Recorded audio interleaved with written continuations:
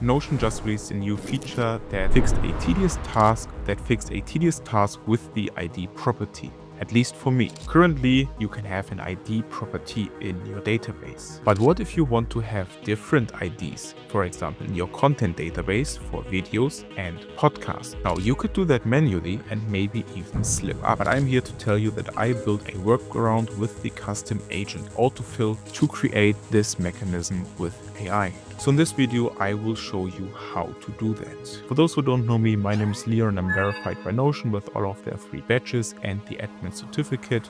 And here is the AI ID. So the initial idea for this video actually came from one of you. And I hope you're watching this video. And if you do, let me know in the comments down below if this is what you intended.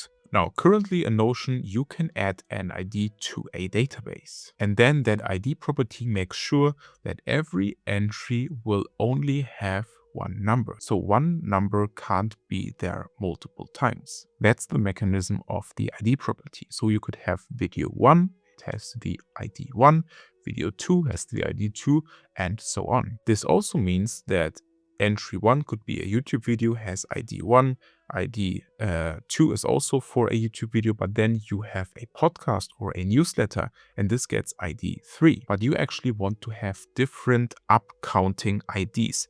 For example, one for podcasts, where you give podcasts the ID 1 and ID 2. Separately from the videos, you also give the ID 1 and 2. So you don't have one ascending ID for every content piece in your content database, but separate IDs. Because at least I name my folders not by the name of the video, so the title or one of the titles, I name them by their ID. This video, for example, is named Video ID 51, because some videos might have the same title.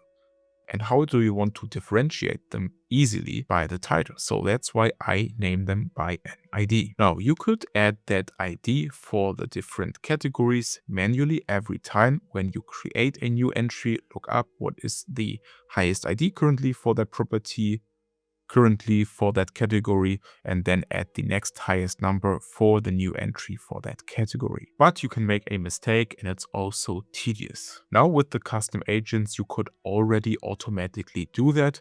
But I think that with the new custom agent autofill, that's even better, because let me show you this. You can actually see this custom agent icon next to it. And this means that this property is either single-handedly managed by a custom agent, or at least partially the custom agent works on that property. By the way, if you would like to see more of these custom agent use cases, definitely let me know in the comments down below.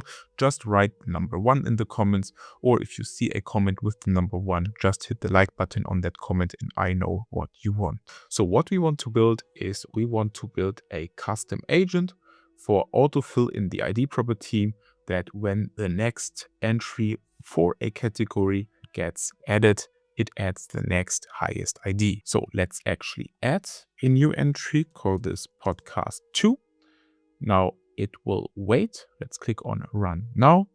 And now the agent will start processing and in a second add hopefully the number 2. Now you can see that is the case. So this is what we want to build. Now let's go to the right side and let's actually build this ourselves. Before that, one thing I forgot to say is, if you like what I do, if you like the content, and if you want to support me, definitely hit the like button and maybe even consider subscribing. But now let's actually build it. Click on the ID property, select AI autofill, and then here where it says new, add the custom agent. Now you get this new window. You can rename the agent if you want. I will now just call it ID agent. You can change the icon if you want to. And then we have the instructions. I will now copy them over from my script and read it out for you.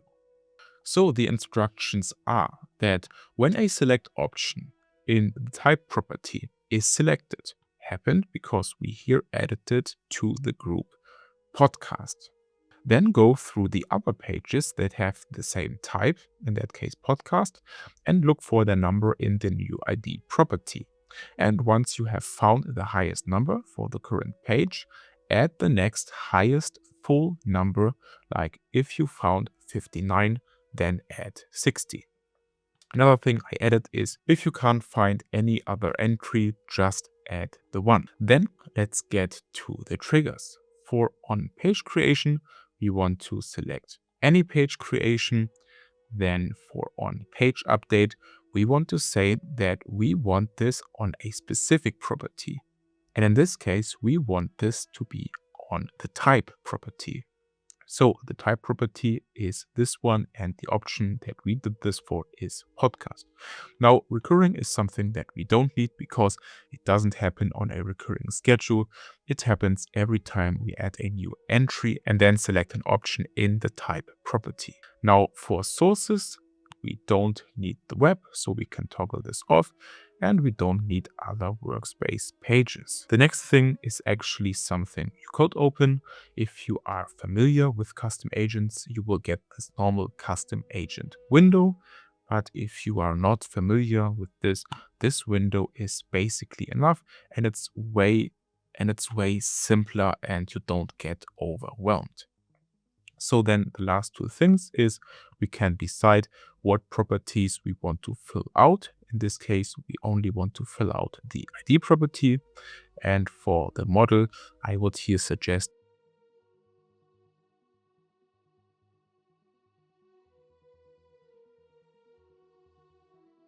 once you did that, we are actually finished and we can click on Save Changes.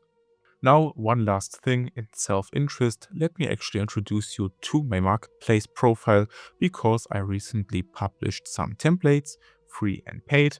So if you want to grab yourself a template, either free or paid, to learn something about Notion, to investigate my template, maybe to use it, or just to see what is possible, how to do things, then definitely check out the link in the video description down below to the marketplace profile. Maybe just take a look, maybe grab a free template or even a paid template. But now back to the autofill. Now let's actually check if what we build works. Let's create a new entry. And here, let's click on Run Now. And in the meantime, while this is running, let me actually tell you my last thoughts. Now, of course, you could argue that you can accidentally mess up things, but actually that never happened for me, so I am willing to risk that. You can also choose to not display the ID property in any view and maybe put it in the database layout, in the side panel, in a section at the bottom, maybe called background, and close this. So if someone wants to mess with that, they need to go like in the page, in the sidebar, scroll down in the body. So it can only happen like on purpose if someone wants to do that. Otherwise, for me, I never messed this up. So I just let the agent do that. And for the case that something happens, there's always the version history where you can look things up and correct it. But now there you have it, custom agents for AI autofill, but that was actually only one of the news that I covered in the latest news video. If you want to learn more, watch this video over here. Stay consistent.